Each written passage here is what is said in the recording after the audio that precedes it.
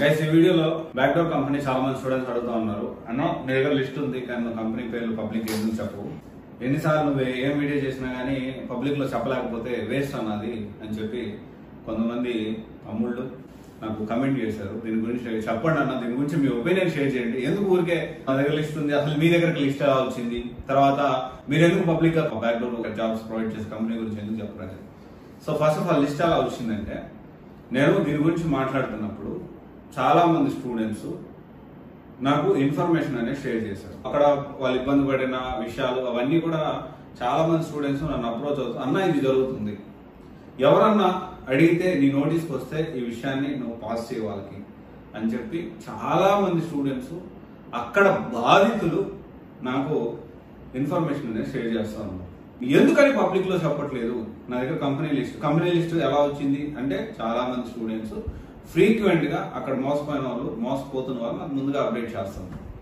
ఎందుకని దీని పబ్లిక్ లో మనం మాట్లాడట్లేదు అనేది మనం చూసుకుంటే, ఫస్ట్ థింగ్ ఏంటి అంటే, అంటిల్ అన్లెస్ కంపెనీ పూర్తిగా వాళ్ళు శాలరీ ఇవ్వట్లేదా లేకపోతే ఇంకొకటి చేస్తున్నారా, ఎందుకంటే కంపెనీలో ప్రాజెక్టులు లేవు, ఒక మంత్ శాలరీ 2 నెలలు ఇస్తున్నారు, 2 నెలల శాలరీ 3 నెలలకు ఒకసారి ఇస్తున్నారు, 6 నెలలకి శాలరీ ఇచ్చి జెన్యూన్ కంపెనీస్ కూడా ఉన్నాయి.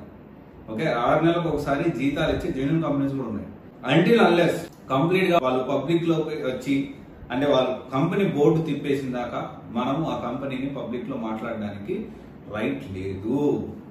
సో అలా మాట్లాడితే ఖచ్చితంగా they have right to put a case, file a FIR against who are speaking about the company.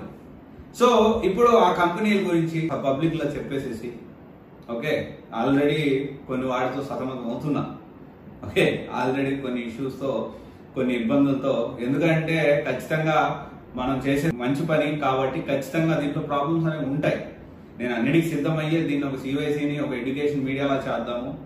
So అందుకని ఇంత ధైర్యంగా నేను ముందుకు తీసుకెళ్తా ఉన్నా. ఎందుకంటే ఏదైనా కానీ నేను ఒకటే డిసైడ్ అయినా ముందుకు వెళ్ళాలి, ఎంత కష్టమైనా ముందుకు వెళ్ళాలి. I want to see that. ఎందుకంటే విద్యా వ్యవస్థ మీద ఈ విధంగా మాట్లాడే వాళ్ళు, ధైర్యంగా మాట్లాడే వాళ్ళు చాలా తక్కువ మంది ఉంటారు. తక్కువ మందిలో ఒకటి నేను అవ్వాలి. నేను ఇంకా ఈ విషయాలన్నీ కూడా ప్రజలకి, అది ఎవరైతే స్టూడెంట్స్ కానీ వీళ్ళందరికీ కూడా తీసుకెళ్లాలన్న ఉద్దేశంతో గొప్ప లక్ష్యంతో పనిచేస్తాము.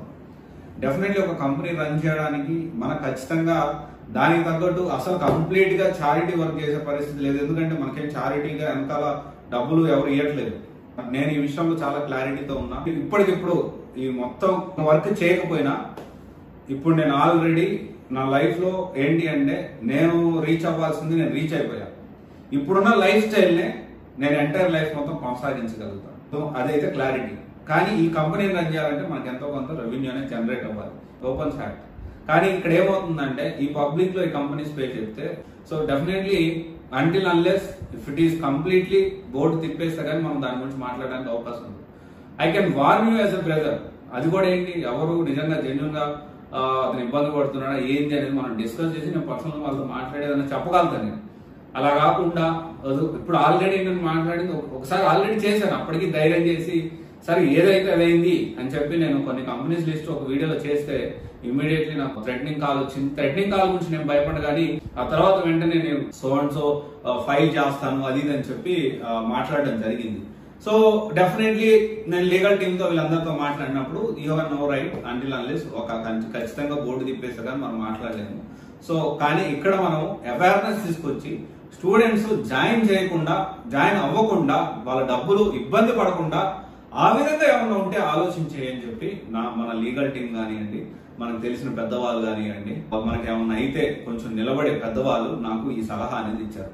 పెద్దవాళ్ళంటే సో ఒకటి చాలా మంది కంపెనీ సీఈఓలు కొంచెం క్లోజ్ వాళ్ళు చెప్పడం జరిగింది. అండ్ ఇంకొంతమంది మనకు తెలిసిన అంకుల్ వాళ్ళు కానివ్వండి, హై పొజిషన్ లో ఉన్న వాళ్ళు కానివ్వండి నాకు ఈ సలహా అనేది ఇచ్చారు. సో అందువల్ల లీగల్ టీం కూడా మనకి ఈ విధంగా చెప్పింది. దట్ ఈస్ ద రీజన్ నేను ఎక్కడా కూడా ఈ కంపెనీ నేమ్స్ ని డిస్ప్లే చేయలేకపోతున్నాను. ఇది మీరు అర్థం చేసుకోవాలి. అండ్ మీరు అనుకోవచ్చు, అంటే మీరు మీ కెరియర్ కౌన్సిలింగ్ ఫీజు కోసం ఇది చెప్పట్లేదా? కెరియర్ కౌన్సిలింగ్ ఫీజు అనేది మినిమల్ ఫీజు కంపెనీ రన్ చేయడానికి, అది మీ ఇష్టం. ఎవరిని నేను ఎప్పుడూ కూడా నాకు మన దగ్గర ఎంతమంది ఉన్నారో అంతమంది కూడా ఎవరిని కూడా ఈ రోజు వరకు నన్ను ఫాలో అవ్వండి, సబ్స్క్రైబ్ చేసుకోండి, లైక్ చేయండి, అనే మాట నేను దాదాపు 3025 వీడియోస్ ఇప్పటికి మన ఛానల్లో ఉన్నాయి. హైదరాబాద్ లో సివిల్స్ కోచింగ్ కొట్టినా, సాఫ్ట్వేర్ కోచింగ్ కొట్టినా, అమీర్పేటలో సాఫ్ట్వేర్ కోచింగ్ కొట్టినా, విజయవాడలో కొట్టినా, వైజాగ్ లో కొట్టినా, బెంగళూరులో సాఫ్ట్వేర్ కోచింగ్ అండ్ ఇప్పుడు software coaching and also civils coaching మీద ఫోకస్ చేస్తా ఉన్నాను. ఇప్పుడు హైదరాబాద్ అండ్ బెంగళూరు, విజయవాడ, వైజాగ్ ఈ 4 లొకేషన్స్ లో తెలుగు వాళ్ళు ఎక్కడైనా కానీ ఏ కీవర్డ్ కొట్టినా కానీ సివైసి వీడియోస్ పాపప్ అవుతాయి. అంత వర్క్ చేసాం. అయితే ఇక్కడ డైవర్సిటీ ఉంది. మనం ఎక్కడా కూడా ఒక సింగిల్ ఆడియన్స్, ఒక సాఫ్ట్వేర్ గానో లేకపోతే ఇంకొకటి దాని కాదు. మనం ఓవరాల్ గా మన ఆడియన్స్ అనేవాళ్ళు డైవర్సిటీ ఉంటుంది. దాదాపు 11 మిలియన్ వ్యూవర్షిప్ ఉంది సివైసీకి ఇప్పటి వరకు. సో ఇది నేనేదో విపరీతంగా సాధించేశాను. నాకంటే చాలా ఎక్కువ మంది సబ్స్క్రైబర్లు ఉన్నవాళ్ళు ఉన్నారు, లక్షల మిలియన్ సబ్స్క్రైబర్స్ ఉన్న వాళ్ళు కూడా ఉన్నారు. నేను దాని గురించి మాట్లాడలేదు. కానీ నా వరకు నేను చేసే పని జెన్యూన్ గా చేస్తాను. నచ్చిన వాళ్ళు ఫాలో అవుతారు. కానీ నేను ఎవరిని అడగలేదు. అంతా నేను డెడికేషన్ గా నేను వర్క్ చేస్తా ఉంటాను. ఇప్పటికీ మీరు చూడొచ్చు, ఎవ్రీడే 4 వీడియోస్ నేను రిలీజ్ చేస్తాను. దానికి ఎంత బ్యాక్గ్రౌండ్ వర్క్ చేస్తానో ఐ నో. అండ్ దాంతో పాటు అదర్ థింగ్స్, ఎందుకంటే సివైసీ వచ్చేదంతా నేను నా ఎంప్లాయీస్ శాలరీ కూడా కొన్నిసార్లు నా చేతి పెట్టాల్సిన పరిస్థితి ఉంటుంది సివైసీకి. అండ్ ఇంకా మనం అప్డేటెడ్ ఇంకా చాలా స్మార్ట్ బోర్డ్ తెప్పిస్తున్నాను నేను.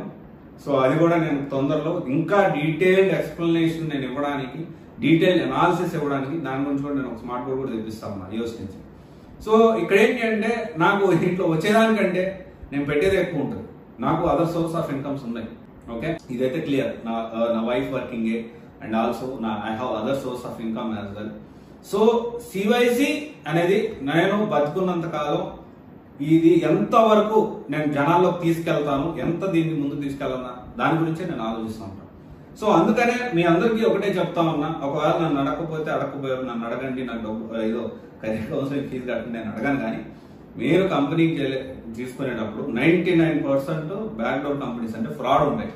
100% చెప్తున్నాను నేను. 99.99% బ్యాక్డోర్ కంపెనీస్ ఆర్ ఫ్రాడ్. మోసం చేస్తా ఉన్నాయి. ఇప్పటికీ తెలియకుండా చాలా మంది వెళ్ళి డబ్బులు కడతా ఉంటారు. ఆలోచించండి అమ్మా, నేను ఒకటే చెప్తున్నా, ఆలోచించండి. డబ్బులు వేస్ట్ చేసుకోవద్దు. ఆ డబ్బులు మీరు స్కిల్స్ కోసం వాడండి, స్కిల్ నేర్చుకోవడానికి వాడండి. It will helps you to grow. ఆలోచించండి అమ్మ ఒకసారి. Okay, thank you. This is Raj signing off.